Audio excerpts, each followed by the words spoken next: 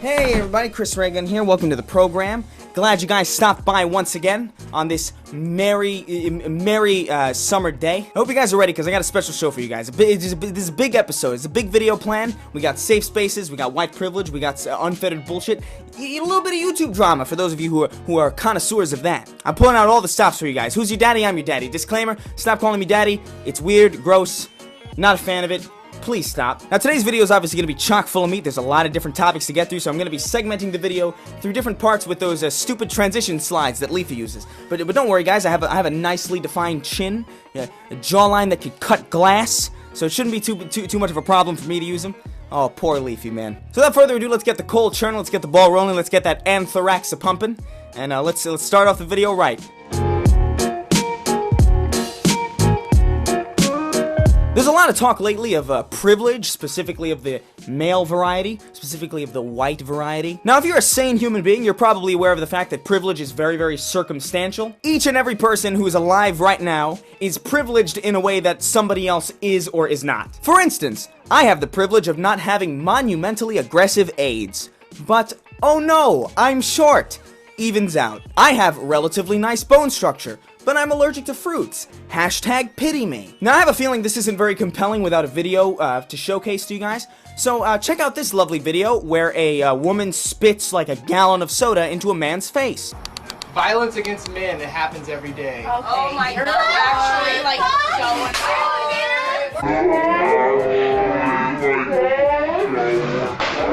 See, that young female there has what I like to call being able to spit in a man's face and not be beaten to death privilege. That's a privilege that I, as a male, do not have. If I spat in the face of another man, I can tell you right now, I'd be speaking to you right now through a speak and spell. And I know this because if a man were to spit in my face, I would dig my thumbs into his eyes like a blind man trying to read his mind. Oh boy, I hope it's Braille. See, I don't buy into the social justice definition of privilege, the idea that only your race and sex matter in life, that only your race and sex impact whether or not you're privileged. Which brings us to our next topic, a YouTuber by the name of Trey Melvin.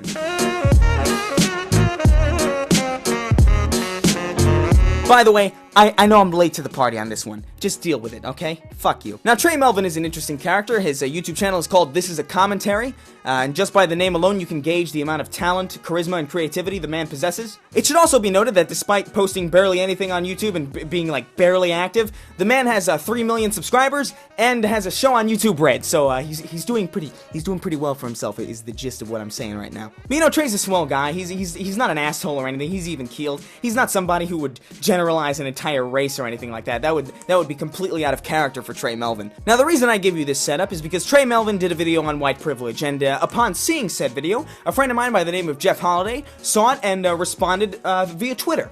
Someone told me to watch Trey Melvin's video on white privilege. Look at how oppressed this guy is. And, you know, he links to a Social Blade page where it basically shows that Trey Melvin makes a boatload of money. But let's be fair here, Social Blade isn't entirely accurate.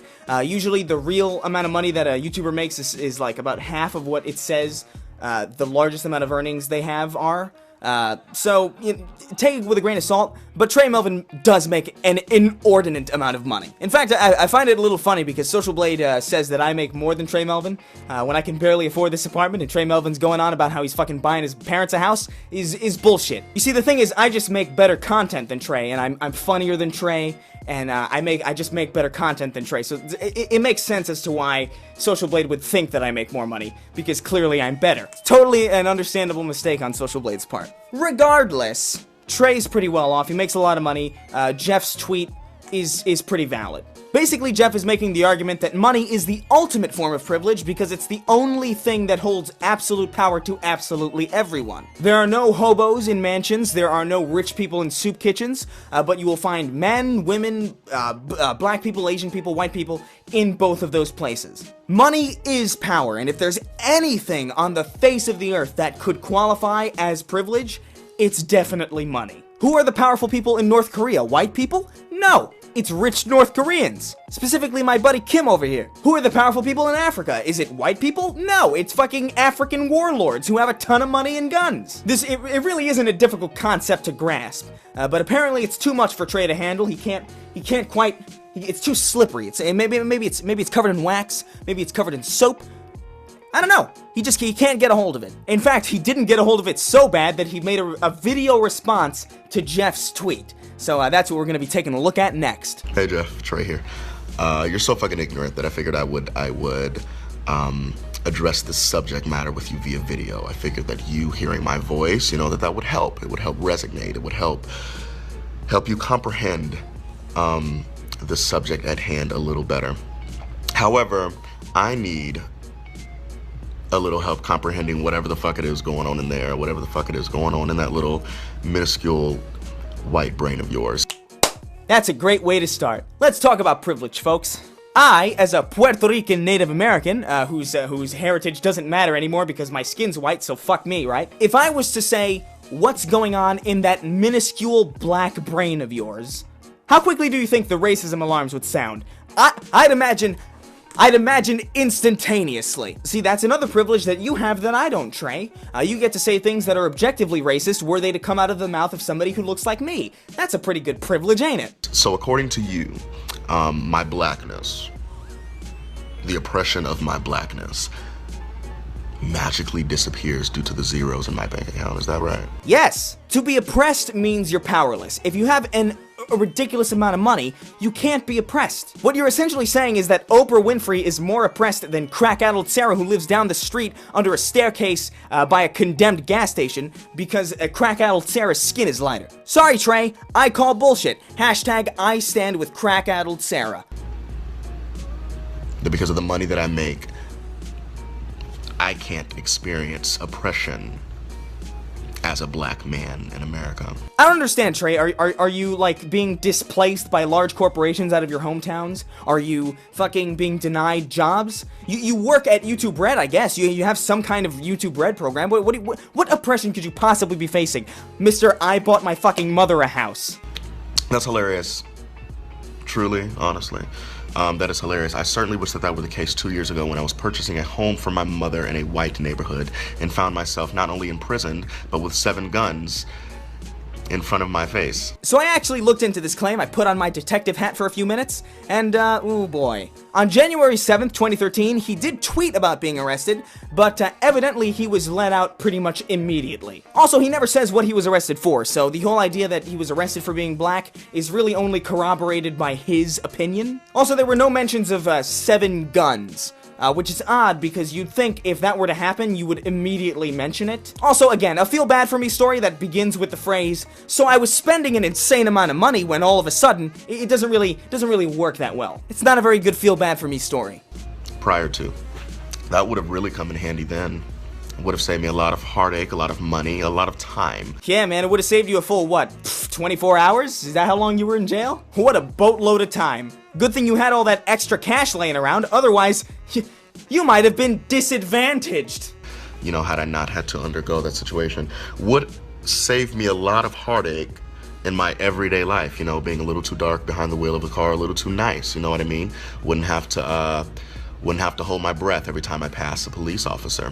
Dude, that's fucking weak. Police officers scare the shit out of me, and I haven't even done anything wrong. The power that police have nowadays is scary in general, not just to black people. Man, if I got shot by the police, no one would hold a rally for me, man. No one give a shit. I'm too privileged for my death to count. Can't tell you how many times I've been pulled over, and the officer didn't have an explanation for pulling me over. Dude, me too, okay? I literally have to go to court to dispute a traffic ticket because I was going the flow of traffic. And I have military plates, dude. Do you know how difficult it is to get stopped with military plates? They must have sensed my Hispanic heritage through my skin. They must have smelled the rice and beans in my blood. Oye, ¿cómo estás, eh? Policía! That'd be nice. It would be nice if I could fill up the gas tank of my car.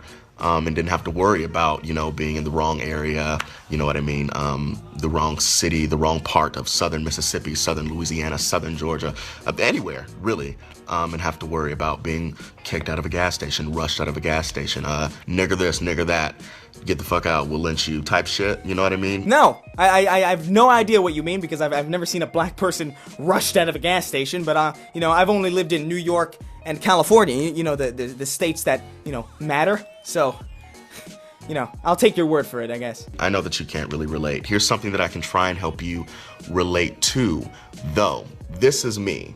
This is the color of my skin. You see this blackness? I know you can't relate to this good melanin. This is something that will always be with me. Money has absolutely nothing to do with this.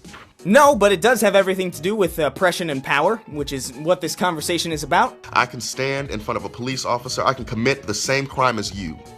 And I can stand in front of a police officer. You can stand right next to me. I guarantee you, you won't be the one to come up dead. Who's ready to play some bets, huh? Yeah! I guarantee you that, Jeffrey.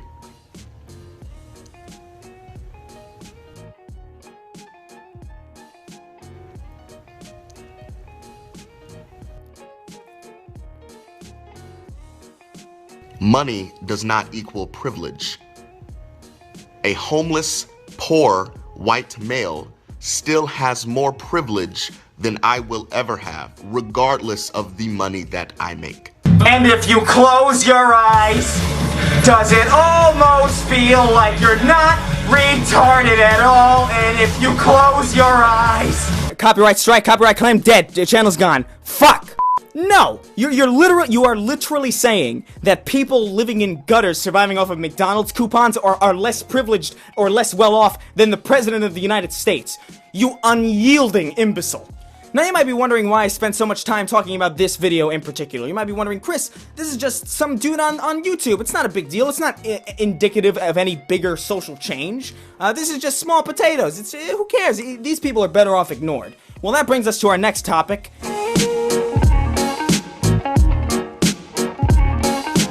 This astoundingly retarded way of thinking isn't just in the minds of snooty rich cunts or BuzzFeed writers. This shit is spreading. There's a class at Washington State University that's banning words like male and female because they're apparently offensive. San Francisco officials suggest taking slave owners' names off of schools and shit because brilliant. Because you know what the best way to learn from our mistakes through history is? Just fucking forget about them. Pretend like they never happened. George Washington? Who's that? I never heard of him. He's a racist! Climate change is racist. Dad jokes are sexual harassment. It's sexual abuse. It never ends. Hey, remember segregation? That was a great idea, right? Let's bring that back, because nothing says progressive like literal historical regression. And by the way, if there are any like BLM kind of people in the comments, don't give me your "but my ancestors" bullshit, alright? I'm Native American and Puerto Rican, alright? Not only was half my people literally genocided, but the other half was just conquered by other white people. So like, if you're gonna go that route, probably beat you. Ooh, played your own game. Snappy. I'm a snappy dude. If I had a tie, oh man, I'd hang myself. And just to twist that dagger a little more, I'm Native American, and I like Thanksgiving. What are you gonna do? So what's the cure for this nonsense? What is the best way to quell the retardation that is swept across the United States and Western society? What is the best way to fix this? Maybe absolutely nothing. We're fucked. The world is fucked. We're all gonna die alone, unhappy, and in a horrible place. But the good news is, got some fruit roll-ups here. I've also got some shirts for you guys. I've got a nice PlayStation Kill Me shirt. If you feel like representing classic PlayStation while also demonstrating your lack of desire to live. And I've also got a Bleach 2016 tee. For those of you who don't want to vote for Hillary, don't want to vote for Trump, don't want to vote for Joe Stein or Gary Johnson, fuck those people, right? I mean, who needs candidates? Who needs candidates when you got Bleach? You don't need candidates! And you can get both of those shirts in the description down below. You can click on the PlayStation Kill Me shirt and the Vote for Bleach 2016 tee. Now you might be wondering, Chris, what's the point of this bit? Doesn't make any fucking sense. Guys, I'm gonna level with you. I don't know how to sell shirts.